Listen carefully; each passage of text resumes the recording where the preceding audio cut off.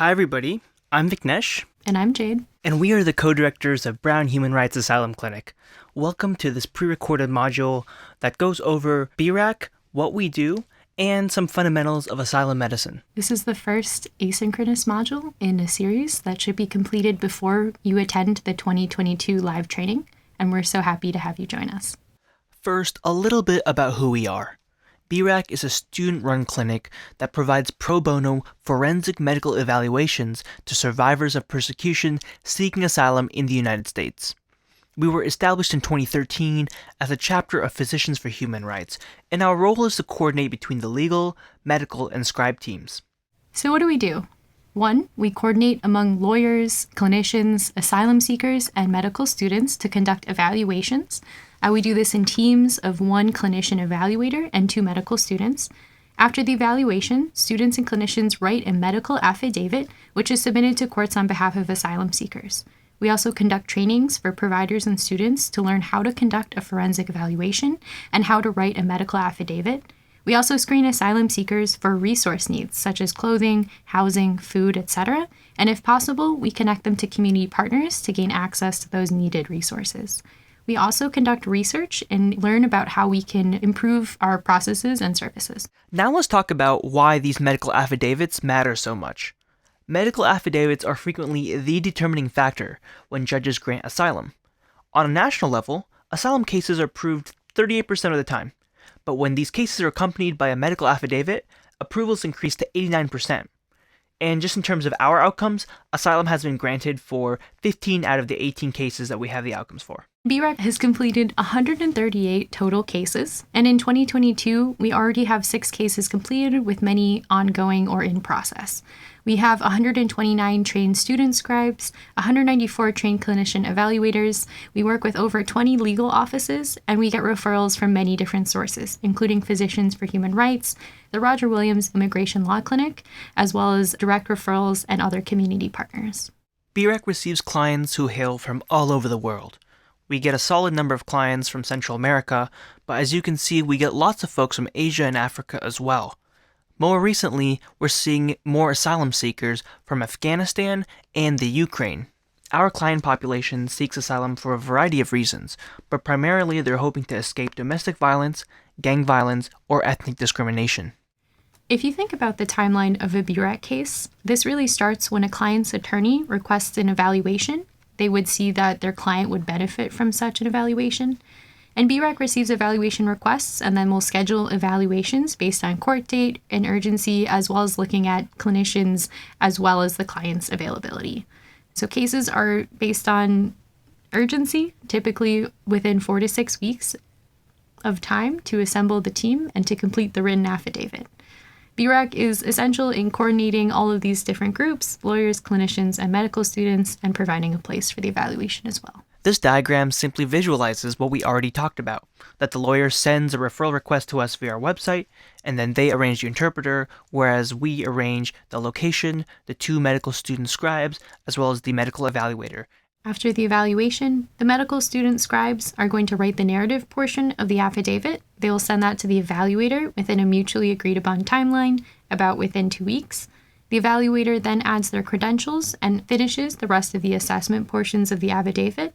They will collaborate with medical student scribes for final edits. The evaluator then sends the affidavit to the client's attorney.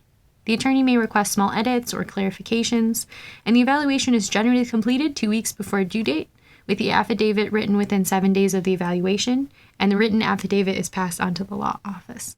There are 2 main ways a lawyer can request an evaluation from us. First, they can submit a direct referral request form on our website. We have request forms in both English and Spanish. Or they can submit the PHR forensic request form on PHR's website, and they can specify that they want BRAC to take care of the case. We have pretty good response time, so if you don't hear from us within a week, ping us.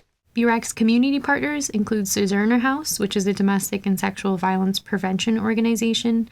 The Roger Williams University Law School's Immigration Clinic is a pro bono legal clinic for immigrants who need assistance obtaining lawful permanent residence, and we also work with them. Clinica Esperanza is a free clinic for uninsured adults living on Rhode Island. And the Alliance to Mobilize Our Resistance, or AMOR, is a local alliance of several community organizations that provide support to victims of hate crimes and state-sponsored violence. In addition, we also work with many local immigration law offices. In this section of the module, we'll talk about the evaluation process in more detail. We'll go over the Istanbul Protocol, which are the underlying guidelines for an evaluation.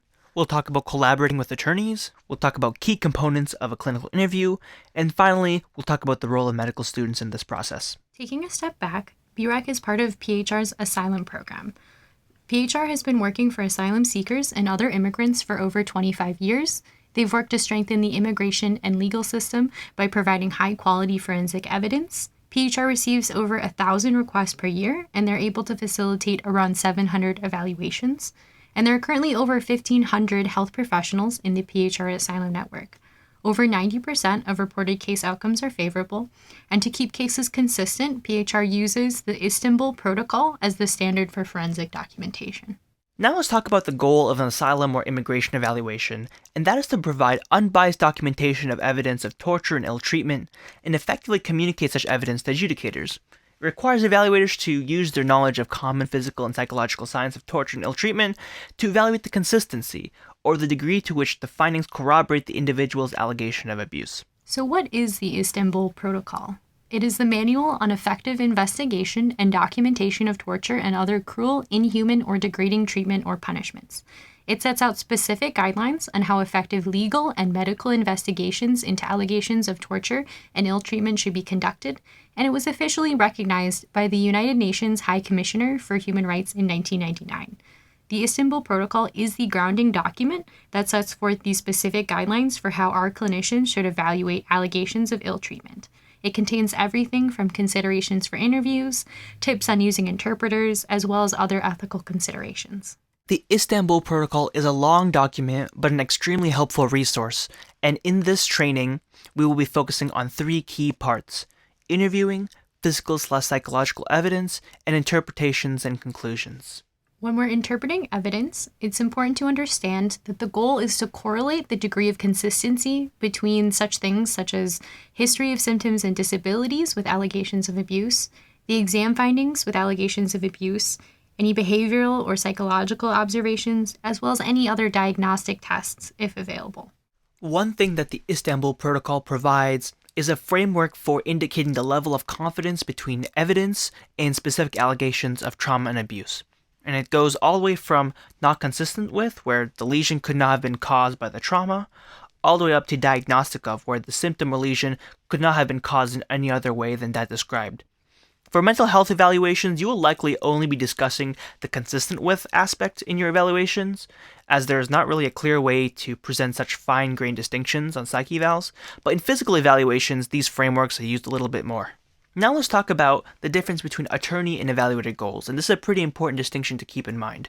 The attorney's goal is to present a cohesive, consistent, and legally sound set of facts and legal arguments informed by objective medical evidence, whereas the evaluator's goals are to perform objective, science-based evaluations of asylum seekers, document evidence of torture and ill treatment, and effectively communicate such evidence to adjudicators, provide expert opinion on the degree to which clinical findings corroborate allegations of abuse, usually through that written affidavit for the court, and to educate adjudicators on the nature and consequences of trauma.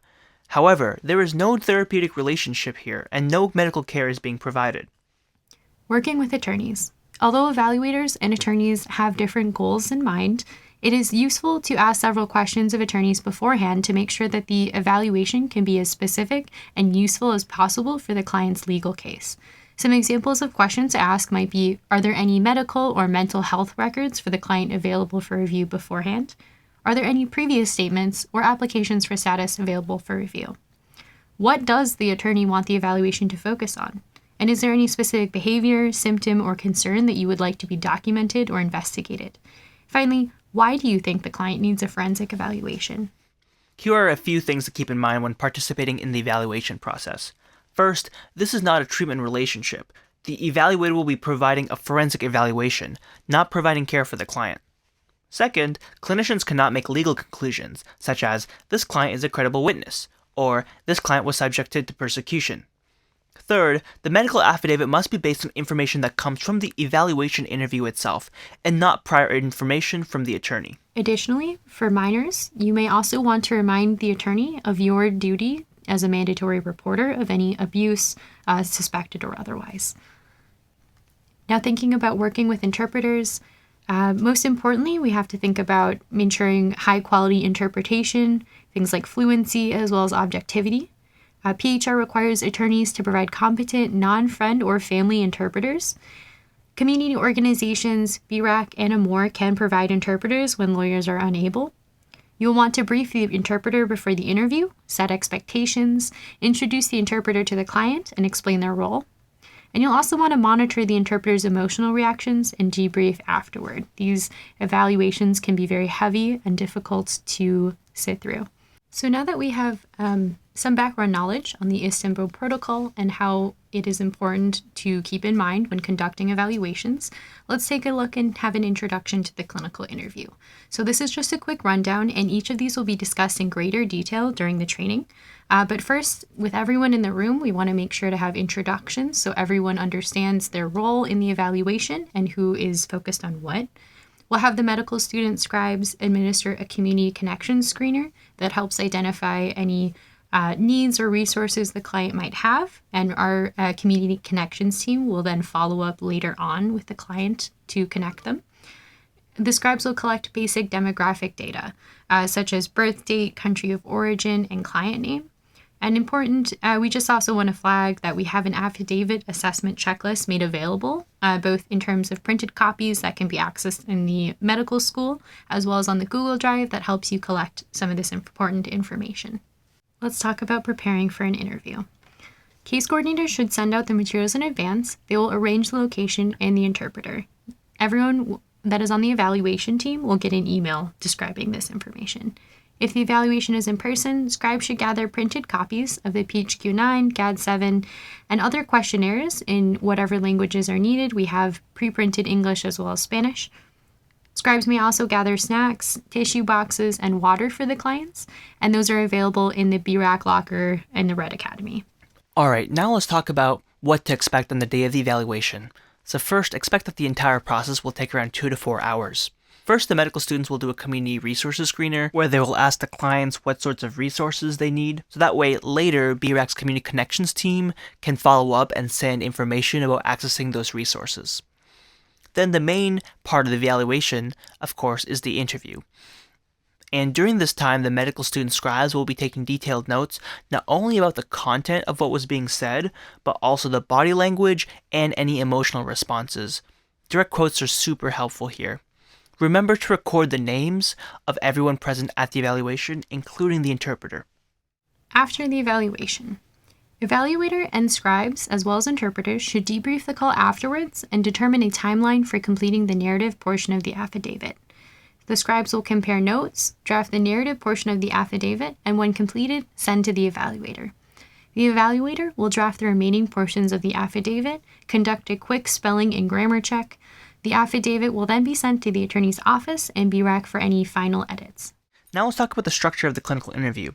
After you do the introductions and the medical student scribes do their community resources screener, you want to get a sense of the client's narrative history. So what brought them to the United States? Pre-trauma, trauma, migration. You also want to document relevant mental and physical health history. Then you want to move on to current functional status, and here you want to document psychiatric symptoms, medical problems, symptoms, and medications. Some additional considerations might be the client's sexual orientation and gender identity.